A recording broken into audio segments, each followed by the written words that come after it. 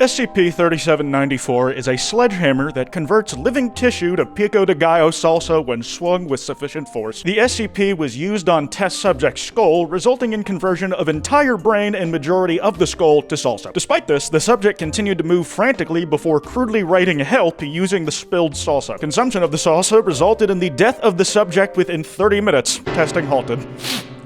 Hi again, guys, and that's just a peek at the fun stuff we're going to be getting ourselves into today. Those of y'all who watch my streams or listen to me yap in these videos in general probably know that I love internet horror. I always have, whether it's creepypastas, ARGs, analog horror, etc. It's been in my life longer than it hasn't. Peak Mutahar to me was when he read creepypastas. And a cornerstone of internet horror has always been the SCP Foundation. It's basically an open writing project where any numbered SCP is a supernatural thing that the Foundation secures, contains, and protects. You know, in order to stop it from harming the natural world and a bunch of people. There are over 7,000 numbered SCPs, a bunch of unofficial ones, and you can find some incredible horror ideas and creative concepts in there, and that comes from all kinds of writers. I'm currently working my way through this book. There is no anti-memetics division. It's actually based on an SCP itself. Anti-memes are real. Cover looks like an Xbox. But with this many stories and this many cooks in the kitchen, some people are gonna get a little wacky, a little silly even. There are some really bizarre and sometimes downright hilarious entries. One that's always made me guffaw personally is SCP-4680, who is literally just Rasputin,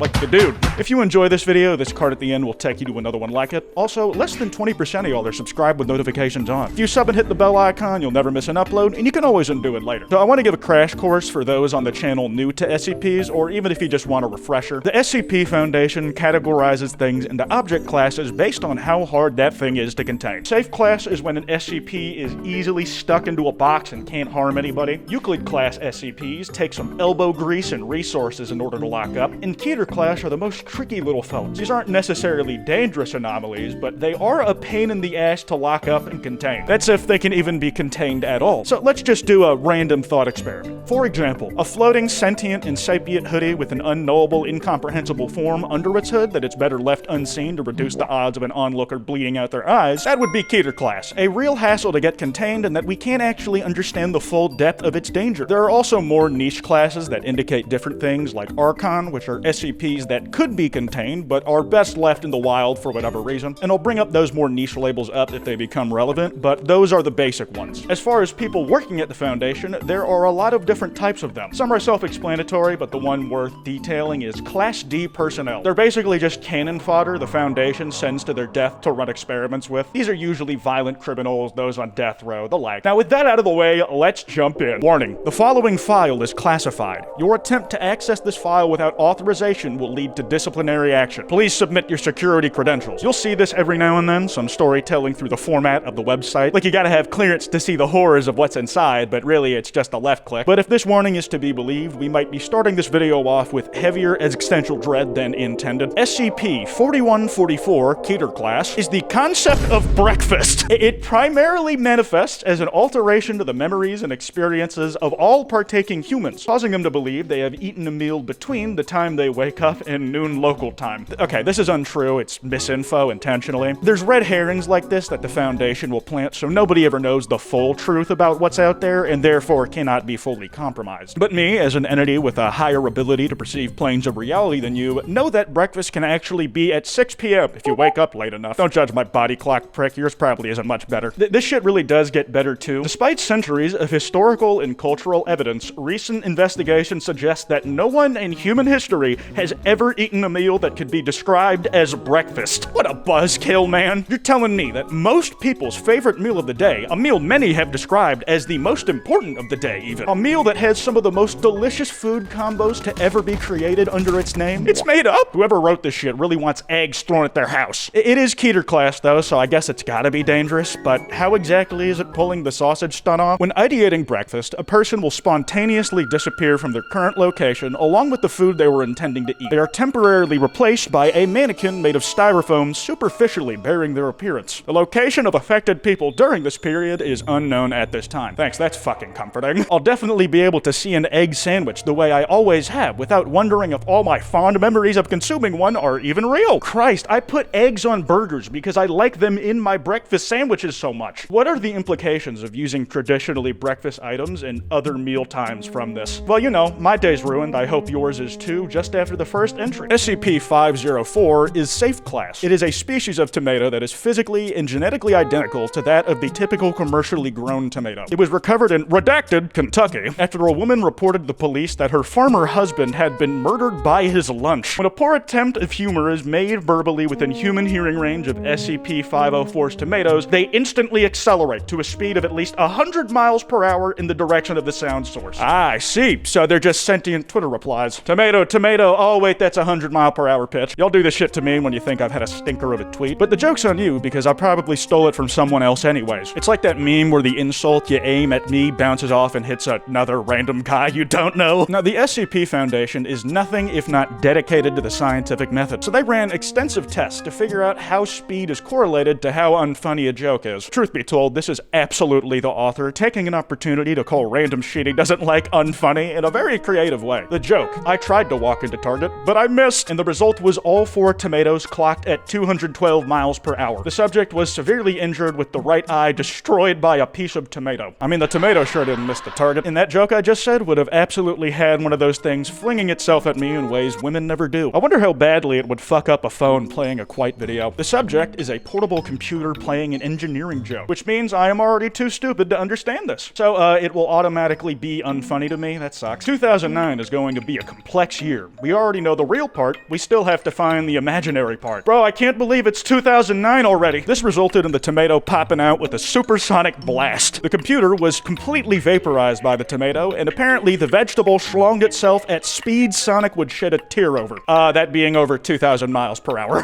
These tomatoes are not only alive, but smarter than me, because they understood the joke about engineering well enough to be the most offended over it I think I've seen someone get over anything. SCP-3312 is a memetic agent that exists under the false identity of a fan website. It induces a compulsion in humans to consume products, media, and content relating to various fan bases. Its current interests have become involved in the anthropomorphic animal enthusiast community, more commonly referred to as the furry fandom. It's an odd pick, but it would line up with recent reports of the pathogen making waves across content creator circles. Obviously, it doesn't affect me because my level of cosmic influence is well above this paltry thing. Also, I'm just not a furry, man. That would be weird, guys. But regardless, this SCP progresses in 6 distinct stages, which I will graciously summarize for you here. Stage 1. Affected individuals will display a piqued interest in anthropomorphic characters in mainstream media, including, but not limited to, brand mascots, animated cartoons and games, and cereal box art. Okay, that one's definitely targeted. I remember what the furries put the Tony the Tiger Kellogg's account through. That cereal box was absolutely consumer priming for when the Oscar skin came to the market in Fortnite. Stage 2. Individuals will initiate their participation in the furry community. Contributions to the community may be made, including the creation of a fursona, art featuring anthropomorphic animals, and role-playing games involving the aforementioned characters. Stage 2 individuals are indistinguishable from non-anomalous members of the furry fandom. Stage 3. Affected individuals will actively seek out internet users who openly share negative views on the furry community and introduce them to SCP-3312. The spread of the SCP will increase exponentially when shared by Stage 3 individuals. You know, this is basically how the Sonic fandom works. There was a time period where we were seen as the whiniest people on the planet. Then we were a group to be pitied because we just kept getting dog shit game after dog shit game. But now it's 2024, the year of Shadow the Hedgehog, and everybody is rightfully on board finally. Stage 4 induces a complete devotion to the furry fandom, and in all cases has negatively altered relationships between the affected individuals and their finances, social interactions, employment, familial relations, and living situation. Individuals past Stage 4 considered the furry community to be their true family, and they will only maintain communication with those who encourage their behaviors. Living conditions of Stage 4 individuals have been deemed unfit for any human. It's my personal opinion that even up to Stage 4, people who have been infected by this SCP can still be indistinguishable from some members of any fandom. What, you think every MHA fan is as wealthy, successful, handsome, competent, and put together as me? Some of us definitely don't need a psychic judge to get to that level of squalor. Stage 5. Affected individuals will suffer the delusion that they themselves are an anthropomorphic character, and they will perpetuate this delusion by any means necessary. Rejection from the non-anomalous furry community initiates at this stage, and affected individuals will band together. I'll tell you right now, purely as an academic who's looking from the outside in, this is absolutely the part where you can tell the difference between the two groups. Furries Do not play about this shit. If they exile and excommunicate you, it's because you're a real piece of work. We are talking beyond freak levels. If you show up to a furry convention and these motherfuckers have a real moral issue with you, you might get jumped. They don't play about that shit over there, despite the stereotypes of degeneracy some people have about them. Stage 6. Affected individuals have a total loss of higher cognitive functions and regress to instinctual behaviors displayed by the source animal of their persona. All signs of personality will be destroyed by SCP-3312.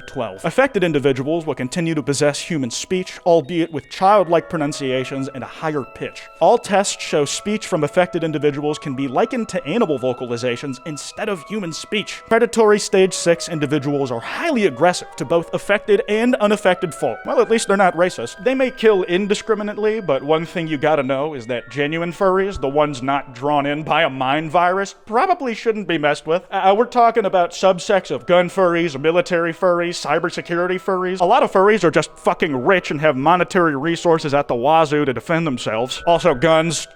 You know, like guns and stuff, or some of them probably just have friends in the White House. They could probably snuff out every instance of this SCP if they chose to do so, with the Foundation's help or not. Hell, furries probably exist at the highest ranks of the SCP Foundation. I don't know what's going on in those SCP forums, but as a bonus surprise, both to me and you, there is another SCP that just turns you into a furry. Like, what the fuck are y'all doing over there? SCP-3270 is a painting of a cat that makes you really appreciate cats, and eventually it will physically turn you into a house cat. That's a thing many actual furries probably find quite appealing, and honestly, it seems like a better life than the one I live currently. You know what? While we're on the topic of some internet furry fandom bullshit, let's take a recommendation from Nightmind's Nick Nocturne himself. This is basically the furry horror guy and a dear friend. He's also incredibly gay. Y'all know me, and somehow even I become 20% straighter just by talking to him. He recommended this SCP he called Hog Slice. SCP-6599 is a collective of internet accounts registered under the username Hog Slice. Activity is centered on hobbyist message boards. Accounts are somewhat knowledgeable about the topic of the website they are posting to, as well as extremely active. They communicate in a hostile, argumentative pattern consistent across all instances, insulting users and making boastful statements about themselves. If an individual engages an SCP-6599 account in a combative way, such as insulting the instance or provoking a response, an Alt F4 event is likely to occur. These events result in a hostile entity manifesting near the individual's location a short time after the argument. The entity is a humanoid resembling pro wrestler Scott Rechtensteiner. The entity is sapient, sentient, with intelligence similar to an average adult human and enhanced strength and durability. After manifesting, the entity will find the poor sod it engaged in an argument with online and then verbally berate and physically batter them to the point of hospitalization. Wonder if House ever gets one of those cases. The entity will then demanifest from its target location. Hog Slice got so angry once that he did his keyboard like I do mine after I play a single game of Overwatch. Motherfucker, you are making me break my shit. And this DeviantArt ass bum manually signed his name at the bottom of the message and text. What are you, a middle schooler? I absolutely want to make more jokes at this definitely fictional monster's expense, but on the off chance that he's real, I'm going to keep my mouth shut. He may be outside my door already. To anybody watching,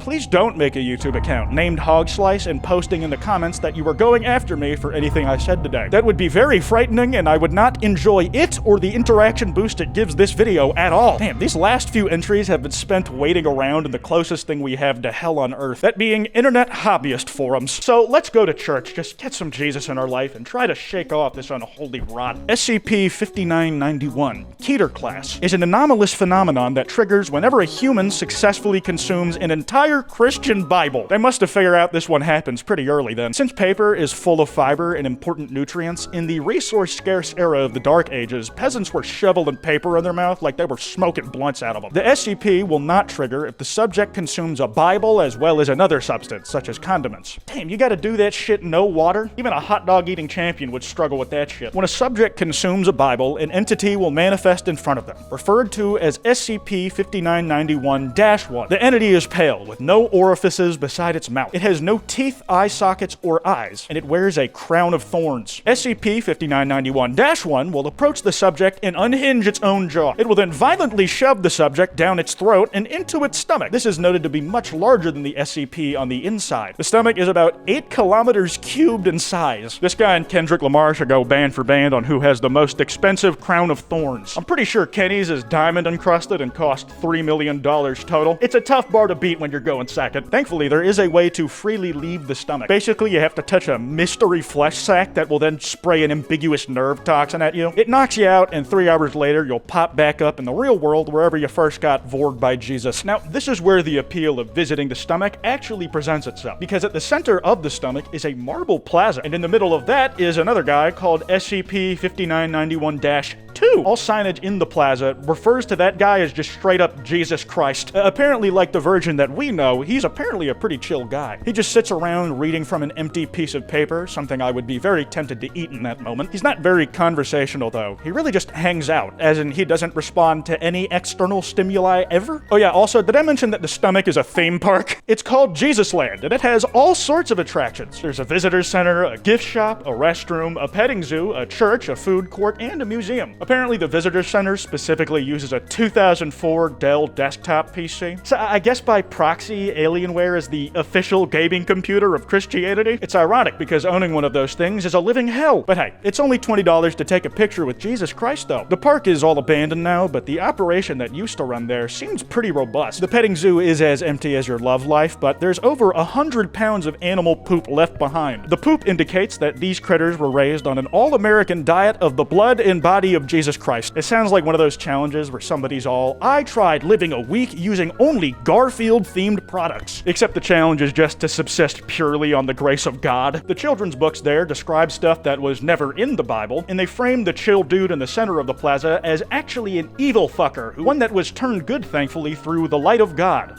That's an interesting interpretation for sure. There is more to this entry, and you should check it out yourself if you want all the juicy details. But I came here to get some God in my life, and instead I think I may have committed a major act of blasphemy, so can we just keep going? This next one actually is a real thing. There's several of them, even. I keep one next to me whenever I make videos. SCP unnumbered-J. The J definitely stands for just as serious as any other SCP entry, and does not stand for joke. Special containment procedures. In a box in my office. Description: it's a rock that makes you procrastinate. Addendum: it's probably mimetic or something. I'll finish writing this up later. It's of similar nature to the beach that makes you old. Joe Rogan and Ben Shapiro fell victim to it. It made them really old. A real tragedy, that. Now, we've been hearing all about objects and these wacky little things through the cold, detached clinical descriptions of the Foundation. That or my very unserious rewording of those entries. It reads a bit like the wiki page on human beings, which sounds like it was written by an alien studying us. But you have to understand that some of these SCPs are really just people too. And while we can't do it for all of them, why don't we give one of these little guys a chance to introduce itself in its own words? Hello,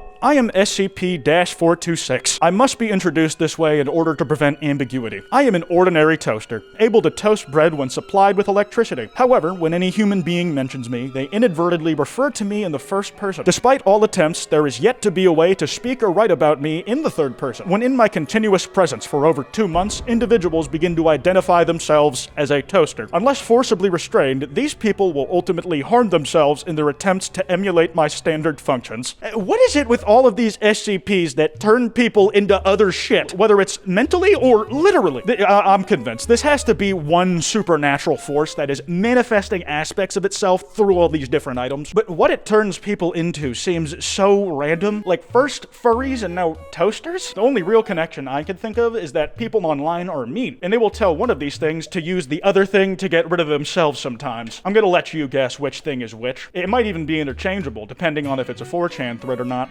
But you thought that was the only SCP we'd be hearing from today? Well, I do have a hunch that the words we read in this next entry come from the creature being described, but they just really want us to believe it's not them typing. SCP-5776. This one is highly classified. It requires level 5 clearance. It's a rare Amida class, meaning its anomalous effects have the potential to spread throughout the entire world. SCP-5776 is an extremely powerful entity capable of causing devastating amounts of destruction to human civilization. civilization. It's pretty terrifying if I say so myself. I'm reading that straight from the text. It seems the SCP's goal is to destroy everything it can, and seemingly nothing is able to prevent it completing this goal if it is not contained. So we need to make sure it doesn't get out. Blushing emoticon. This motherfucker is typing about a world-ending threat with emoticons like I did when doing Sonic roleplay on Skype when I was 12. I used to think saying thanks like Shanks was cool and awesome and made me different, but it actually just made people think I had a lisp. Despite what you may be told, it is 100% not a common food product. You see, nobody brought up that idea. It was planted in my head when you made a denial when nobody had brought up the idea.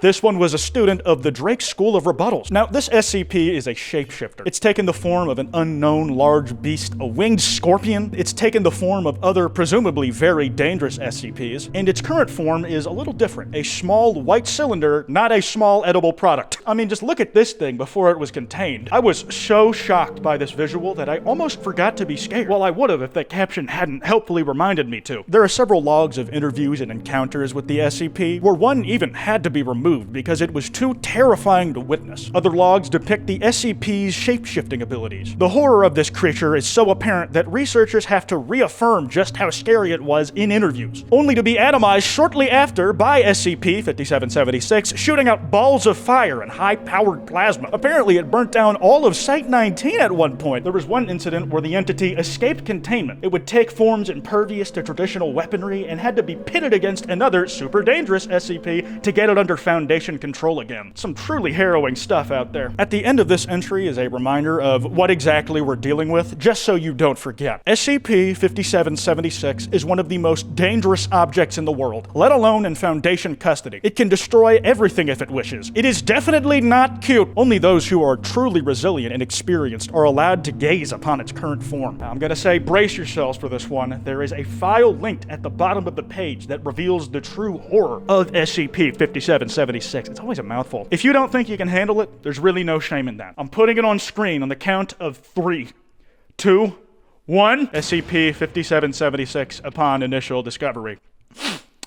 It has a smiley face drawn on it, in the way I do in some of my thumbnails. Alright, the jig is up. This SCP is not what it says it is, and I mean literally what this little guy says about itself. 5776 is able to alter descriptions of itself. It chooses to display itself as an extremely hazardous entity with the ability to onset an XK-class end-of-the-world scenario. But though in reality, it poses no known threat to human life. This little guy is just puffing out his chest. He's a cute little bee who just wants to be taken seriously by the world. As a fellow short king who has to clarify just how cute I'm not on a regular basis, and how capable of destroying the world I am, I deeply relate. I doubt the SCP will see it that way though, because as soon as it becomes aware that there is a depiction of cute, like say me calling it that in this video, it will alter that thing, whether it's writing, a drawing, or a video itself, to how it wants to be portrayed. So if the words or visuals I have in this video are different from the first time you watched it, then you know that they got me. It is downright adorable. I can't pull my punches on that. Every aspect of this little guy, from how he was discovered and has to roll away and wiggle around to get places, to how he turns into a little frowny face marshmallow whenever it's changing something to depict it as evil and dangerous. I just can't get enough of it. It's so cute. But unfortunately, we're strapped for time in this already long video, so I wanted to do just one more SCP before we wrap it up. SCP-230 is a male Caucasian with a lean build and gaunt appearance. He wears bright clothing and prefers the colors pink and yellow. 230 is a very cheerful individual who appears to be incapable of negative emotions. The SCP secretes a chemical similar in composition to heroin from its pores. The compound causes extreme euphoria in subjects, indicating dopamine levels greater than 5 times of what is expected during sexual climax. Subjects become willing to comply with any request 230 makes, provided it does not involve leaving the SCP's presence. SCP-230 prefers to talk about things he considers good or gay. He has some psychological attachment to the word gay. When asked to describe himself, 230 used the word gay 6 times, gaiety 4 times, and the word gayest once when 230 referred to himself as the gayest man alive. This is apparently completely separate from the notion of sexuality. 230 dips into its own supply at all times, but it doesn't die from withdrawals of it. Not that it could have them, because it's literally in its veins producing the shit. And since being on that shit feels better than having sex, and he feels like that all the time, having sex just really isn't that important. This is the last SCP I brought up as a metaphor for your parasocial relationship with me. Gayest man alive? Check. Check. Sexless virgin? Check. You would die if you had to eat dinner without watching my videos? Check. You get the point. I'm wrapping this video up here. That card I mentioned should be on screen. If you enjoyed, be sure to drop a like and subscribe with notifications on. If this video does well, I'll be so honest, we are just scratching the surface here. There are so many other weird and downright hilarious SCPs we have not covered, so let me know in the comments if you'd want to follow up. Anyways, this has been Kwite, and I know that the Foundation is watching, and I promise you will not contain me.